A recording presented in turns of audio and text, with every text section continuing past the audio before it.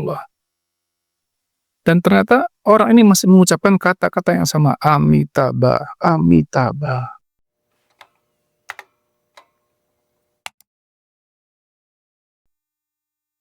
Bismillahirrahmanirrahim. Assalamualaikum warahmatullahi wabarakatuh. Innal hamdalillah nahmaduhu wa nasta'inuhu wa nastaghfiruh wa na'udzubillahi min syururi anfusina wa min sayyiati a'malina may yahdihillahu fala mudhillalah wa may yudlil fala hadiyalah. Asyhadu an la ilaha illallah wahdahu la syarikalah wa asyhadu anna Muhammadan abduhu wa rasuluhu la nabiyya wa la rasula ba'dah. Ya ayyuhalladzina amanu taqullaha haqqa tuqatih wa la tamutunna illa wa antum muslimun. Amma ba'du fa inna asdaqal hadits kitabullah wa khairal hadi Muhammadin sallallahu alaihi wasallam wa syarrul umuri muhdatsatuha fa inna kulla muhdatsatin bid'ah wa kulla bid'atin dhalalah wa fi riwayatin wa kulla dhalalatin finnar ba'd. Ikhwan fid din, arsyadakumullah. Ada sebuah kisah yang sangat menakjubkan ya, sangat menggugah jiwa, diceritakan oleh Syekh Muhammad Al-Arifi ya rahimahullah, seorang ulama dari Saudi ya. Beliau menceritakan pengalamannya ketika beliau dakwah di penjara. Beliau ini punya jadwal ceramah di penjara. Nah, ketika beliau selesai berceramah di salah satu mungkin sel gitu ya, yang di situ berisi orang-orang Islam, beliau didekati oleh salah seorang napi gitu ya, yang mengatakan, "Wahai Syekh, apakah Anda pernah mengislamkan orang?" Beliau katakan pernah. Nah ini Syekh, tetangga sel kami di sebelah ini ada yang orang Buddha gitu ya. Dia ini sebentar lagi mau dihukum mati. Nah, mau dikisos karena membunuh majikannya. Kami kasihan sama dia. Ya, kami sudah berapa kali ngobrol menjelaskan tentang Islam gitu. Kami bujuk masuk Islam tapi dia nggak tertarik. Mungkin kalau Anda yang berbicara, dia tertarik saya. Kasihan ya gitu. Baiklah, saya coba ya gitu. Nah, singkat cerita, Syekh Muhammad Arif ini berkunjunglah ke sel orang Buddha tadi. Setelah berkenalan, ngobrol, maka Syekh Muhammad Arif ini menjelaskan tentang ya fadilah atau manfaat kalau dia mau masuk Islam menjelang kematiannya. Dengan masuk Islam maka dia akan diampuni seluruh dosa-dosanya gitu loh. Ya kan? Kalau dia mau mengucapkan la ilaha illallah di akhir hayatnya sebelum dipenggal itu, kata Nabi SAW kan dalam Sahih Bukhari, "Man kana akhiru kalami la ilaha illallah dakhalal jannah." Siapa yang akhir ucapannya sebelum meninggal adalah la ilaha illallah, dia masuk surga gitu. Nah, orang ini mendengarkan dengan santun, dengan baik, sampai akhirnya saya Muhammad Arifi mengatakan, "Bagaimana? Apakah Anda tertarik masuk Islam?" Jawaban dari orang itu adalah Amitabha. Amitabha.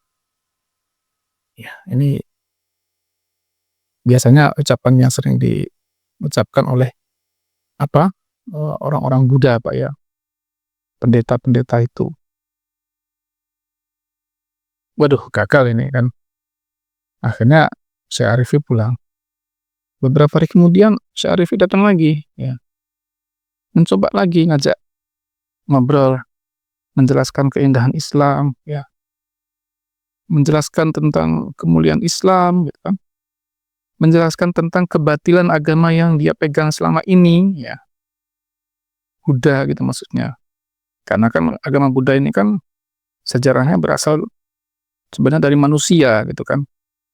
Manusia anak raja yang pergi dari kerajaan karena bosan dengan kesenangan dunia. Nah, dia pergi merantau, akhirnya karena dia mungkin kata-katanya bagus, penuh hikmah, banyak pengikutnya, akhirnya dianggap nabi. Pas mati dianggap Tuhan gitu loh.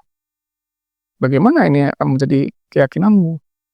Beda dengan agama Islam, kata Syarifi. Terus dijelaskan, kemudian Syarifi mengatakan, apakah Anda tertarik masuk ke dalam Islam? Ya, Anda punya saham loh untuk masuk surga. Dan jawabannya apa? Dia tetap menjawab Amitabha. Amitabha, kata dia. Syarifi geleng-geleng, waduh, kuat sekali keyakinan orang ini. Pergi lagi, Syarifi, pulang.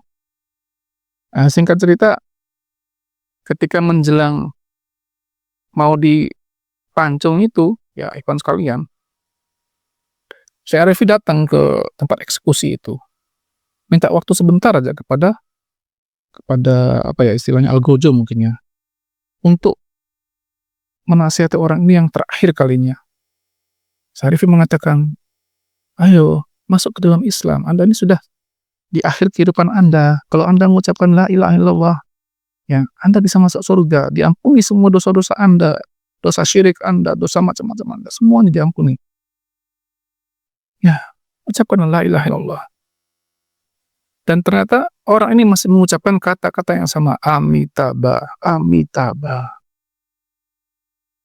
Masya Allah.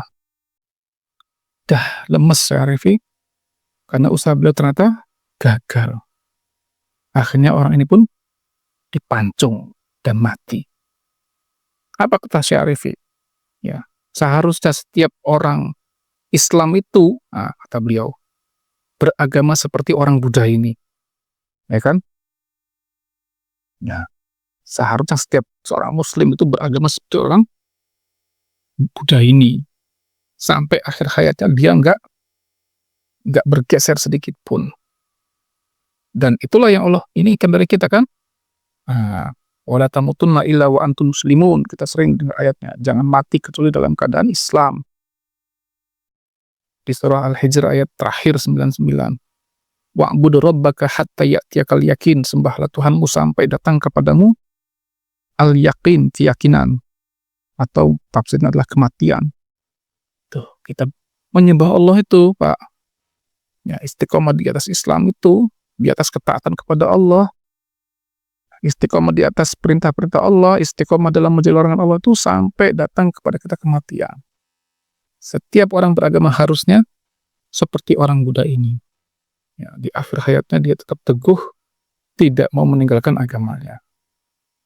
Ini yang kita sebut dengan istiqomah. Ya, kita sudah membahas istiqomah ini beberapa waktu yang lalu. Saya hanya ingin lebih mempertajam saja.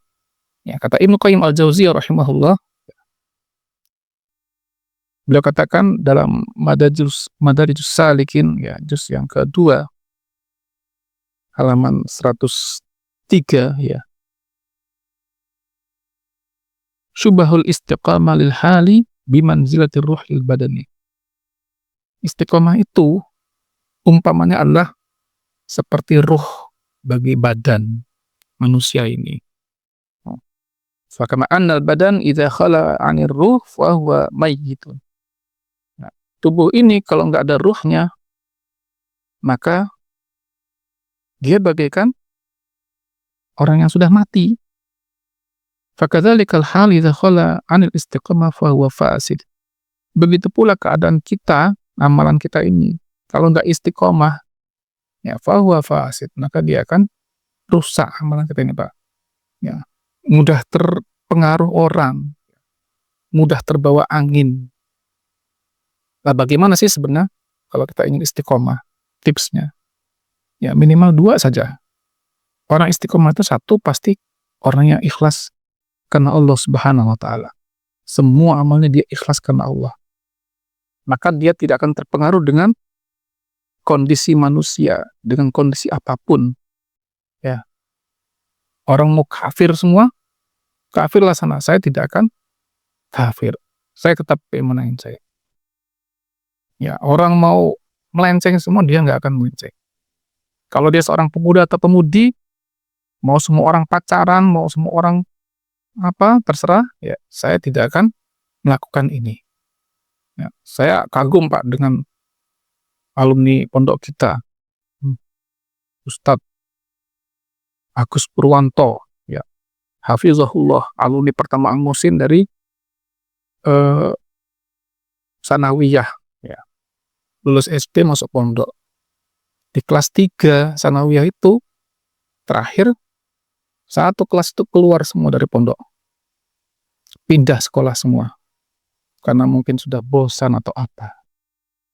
Ini satu orang ini bertahan ini, Ustaz Agus Purwanto ini. Orangnya ada di Pondok Al-Muhsin, kalau mau ketemu silahkan. Sekarang jadi guru, jadi terapis ya, hebat ilmunya. Ya. Sampai saya godain dia itu.